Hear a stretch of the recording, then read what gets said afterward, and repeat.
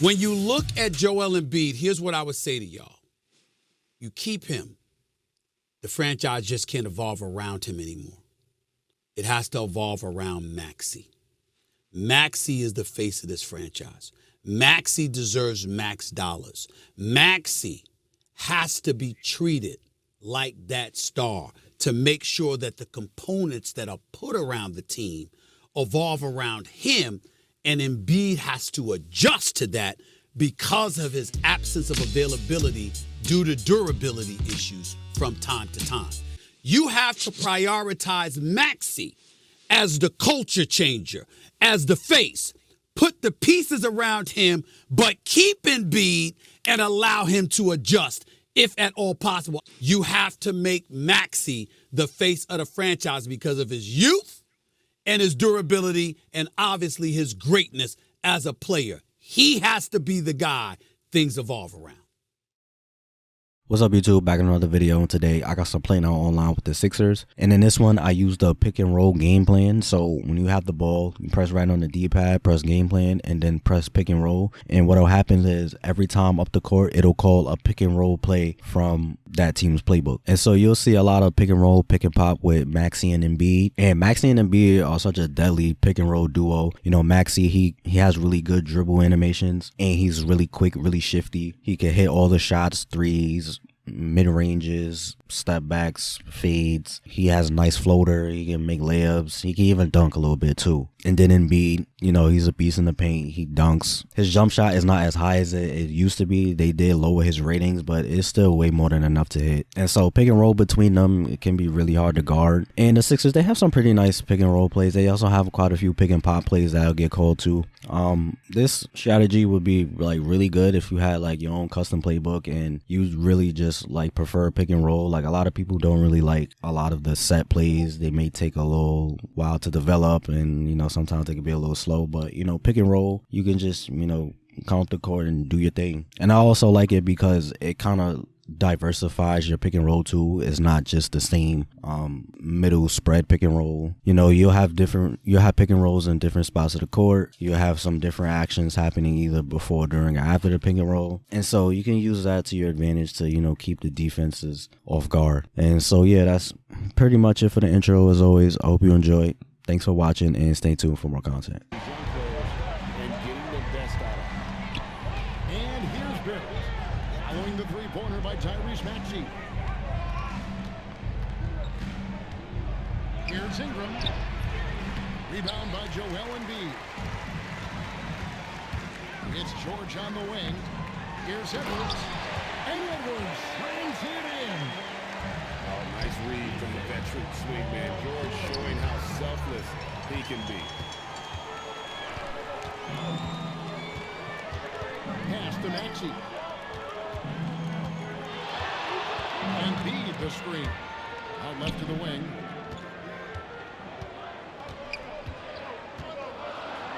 He needs some milk. Draws the foul. He'll go to the line. Scotty Barnes picks one up. In the mold of Shaq, Joel Embiid is physically just overwhelming. Plus, he's got some touch and skill. Well, Greg, we know at his peak, Joel Embiid, one of the elite two-way centers to ever play in the NBA. The former league MVP, but when you weigh close to 300 pounds and move like he did, not entirely surprising that his lower extremities took a toll. Nice job getting inside for the layup. Got the deep thinking jump shot, gave a little pump fake, and then off to the races. And that one's good. Maxey. So for range, Maxey almost makes it look effortless. And it's quickly missing. Oh, that's terrific defense there. That's how you protect the rim. Outside, Maxey. Embiid. Open. Hey.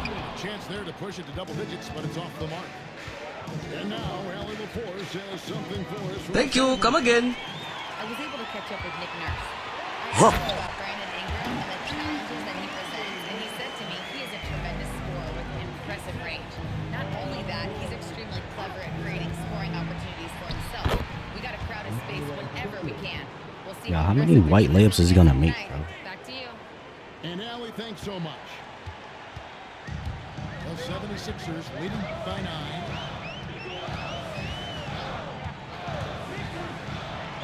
We've got 1:18 left in the first. From down to the low post, it goes. Excellent all-around performance so far against the big league. They got off to such a hot start, and that can keep you energized throughout the whole game. And so it's Maxey with it. He brings it up to the Philadelphia 76ers.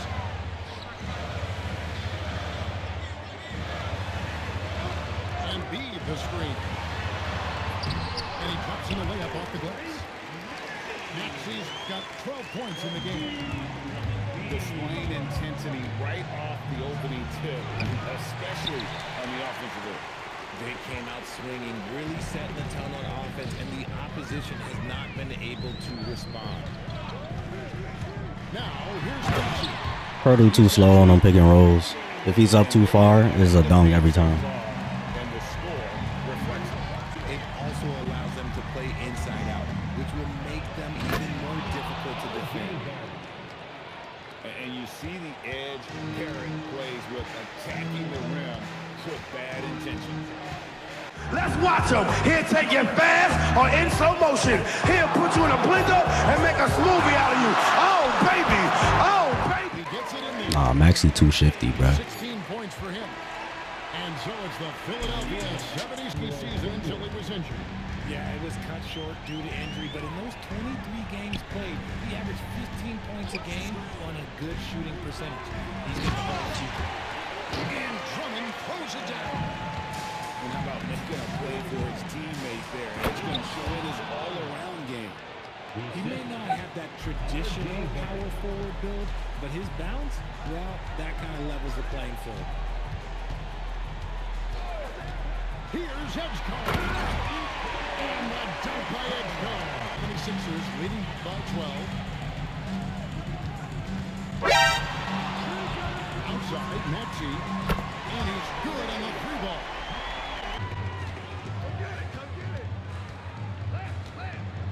We've got 28 seconds left in the first half. Pass to George. And Tyrese Maxey, good for 3.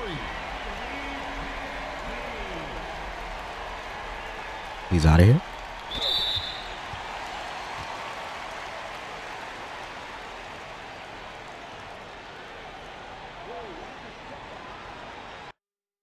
GG's. Pass to Harden.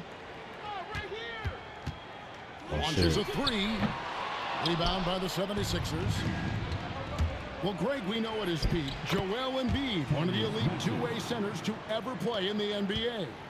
The former league MVP, but when you weigh close to 300 pounds, it moves like he did. Not entirely surprising that his lower extremities took a toll. In the paint, Harden, man, he's just a tough guard. If you get too close, you know that this man is a master at drawing fouls. To the wing on the left. And here's Maxey. 6 on the shot clock. It's good from about 19 feet. And Maxey's shot selection is diverse. Such a confident scorer. Now we'll hear from Allie LaForce, and she's got a story for us. An update. Allie? Moments ago, Tyronn Lue and I were able to chat. We talked about Joel Embiid specifically and what he wants his how's team he to do not against dribbling him. And off me, Coach though? said, I want us to make life difficult for him. Every time he catches it in the post, I want us to push back and be physical with him. If he's out on the perimeter, I want to... On the offensive glass, love how hard Collins goes after those second chance opportunities. Now, here is George. Here's Maxey. And slam dunk by Maxey. It puts the D in a tough spot when you have a point guard who can throw it down. He really does, GA. He really does put pressure on him. Yeah, hard to strategize for a guy who can make a pass or a play like this right in your face. And this Clippers team, GA, hanging their hats on the defensive end of the floor. Matter of fact, Yeah, a team of veterans who know how to play. Great coaching, and with Ivica Zubac's patrolling the paint. jumped too early. it's been a Damn. winning recipe. Let's go Embiid. I was about to post Embiid, but I wanted to cook with Maxey a little bit. Wow, the process. Come on, I want to see that again. Here's Harden on the wing. 6 points for him. And it's thank you. Philadelphia with the rebound. 1:44 left to play in the first quarter. Back to Maxey. Pass to Embiid. Now, here's Maxey. He's looking for a Now, I understand he's a large human, but the defense has to be better. You can't let Embiid get whatever he wants inside. It's Harden with the drive. No stopping him there. Jams it in as he's fouled. Chance now for a three-point play. That's on Justin Edwards. And a closer look here at the scoring breakdown for Philadelphia. So far, they haven't had to force anything. They're swinging the ball around and turning good passing into points. Here's Embiid. And again, it's Philadelphia. Well, and it's just clear how comfortable Embiid is shooting the ball, especially from mid-range. Harden's shot is good. Yo, them screens is actually like hurting like real bad. And they've done well at taking advantage of some late defensive rotations and getting the ball in the paint. Embiid the screen. All sorts of time. And again, it's Philadelphia. Look, and he knows he has the green light. Embiid's kind of attitude in these moments just makes him even more lethal. What? Oh my God, 2K. Finished off by Collins was his raw physical ability. Yeah, many felt he was already NBA ready in terms of his physique. He's fast, he's strong, and he can just leap out of the gym. No waiting for him to fill out. To go. And you want to talk about hang time. Edgecombe is still going up while others are coming down. Left side, Leonard. In the paint, Kawhi gets it done. I mean, the number of points they've scored in the paint already here is eye-opening. McCain gets a wide open look. Buries it from three-point range. McCain's got himself on the board with three there. Pick works well there. Not much resistance from the D. Yeah, that just comes What? down to a lack of effort. The defender has to do a better job fighting through the screen. An offensive juggernaut. It's fun watching Harden go out and just take over. Los Angeles shooting just their second attempt at the line tonight. People have said, Greg, he is a system unto himself. In fact, he said it about himself, James Harden. It's time to send it over now to our reporter, Allie LaForce. Thanks a lot. Tyrese Maxey, a late first-round pick back in 2020, but he's become an all-star. He said, quote, "I've always had that chip with me from day one. I had to earn everything I got from a basketball perspective and make a name for myself. I try hard to foresee and envision this." Back over to you guys. The drive for greatness, something to watch. All right, Allie, we appreciate the report. And stolen by Maxey. They push it up 4-on-3. Pass to Edwards. Shoots over Brown. Tried to bank it in, but he misses. Clippers trail by 4. And that one goes out of bounds. Pass touched by McCain. 76ers substitution. Number 5. Quentin Brown. 52 seconds left here in the second. The screen from Brown to the middle. Rebound by Joel Embiid. They have a chance to go 2 for 1 here. Well, let's see how they play the clock. Heads up on the money pass by Maxey. Great vision. Brown outside. His three-pointers off the mark. And so it's Maxey with it. He brings it up for Philadelphia. That's where I make my run when I'm benching. Give me. And what kind of defense was that? You can't give up wide open threes like that. What are you doing? Pass to Lopez. Looking to end the run. And it's Philadelphia with the rebound. Fires the three. That's where I make my run. Three for Philadelphia. And with the lead, I like the strategy here. Continue to get the ball to guys who can do something with it. This Pass to Maxey. Over Harden. It's good. Nice touch there for Maxey. Maxey's got 17 now. So, Greg, you played in the league over a decade. What's the toughest thing about being a pro basketball player? Lots of things.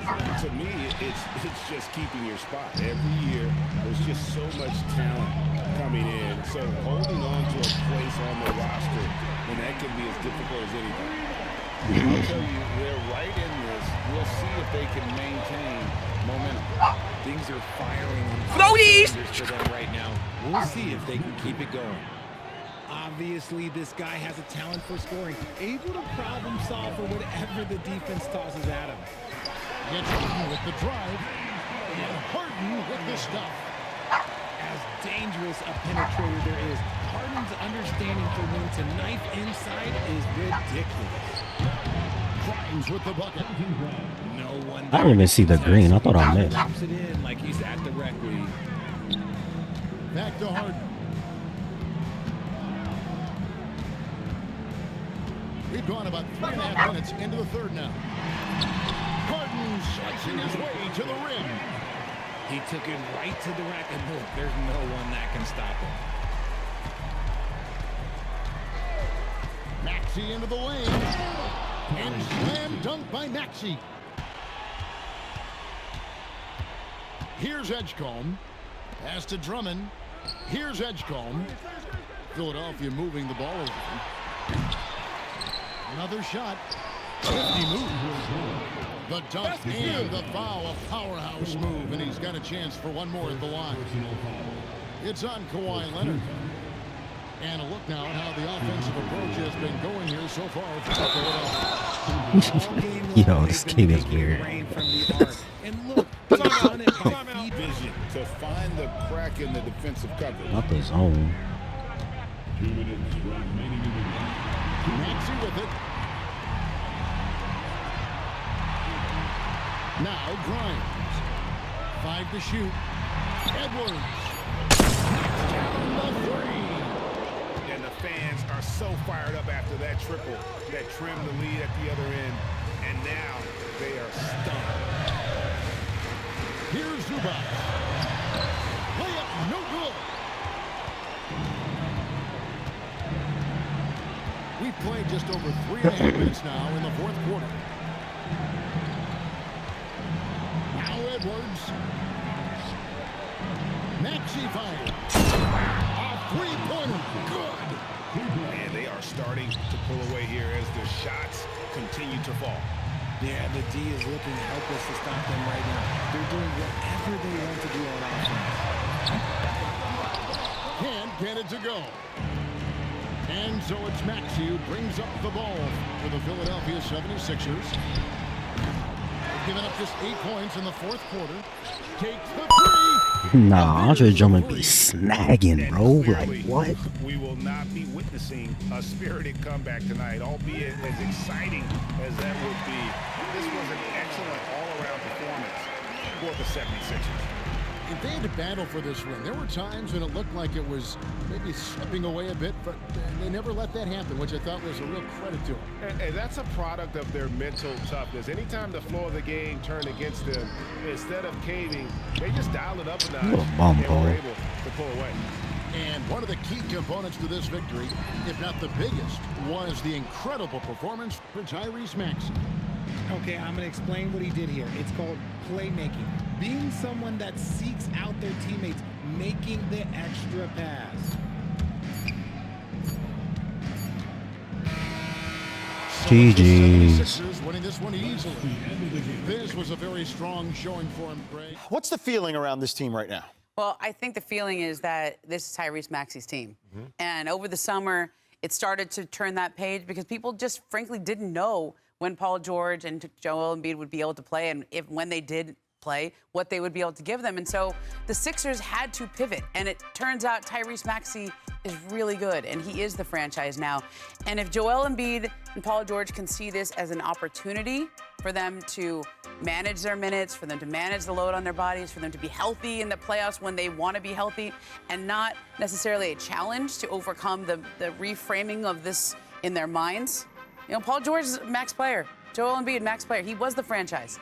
He's still there, and he's still really good, but he has to see this as an opportunity and not a challenge to work through. And I think it's pretty clear that Paul George has gotten there. You know, you heard him yesterday basically say, hey, when I'm out there, I'm playing for Maxey. He's our guy. Said, you know, he's inspired by him. Philly was never Paul George's city. It was never his franchise. Joel Embiid is the one who, a recent MVP, and you know, everything in Philly has revolved around him for years. That's no longer the case. This is Tyrese Maxey's team, and Joel Embiid, max contract MVP and all that, is now a complimentary player.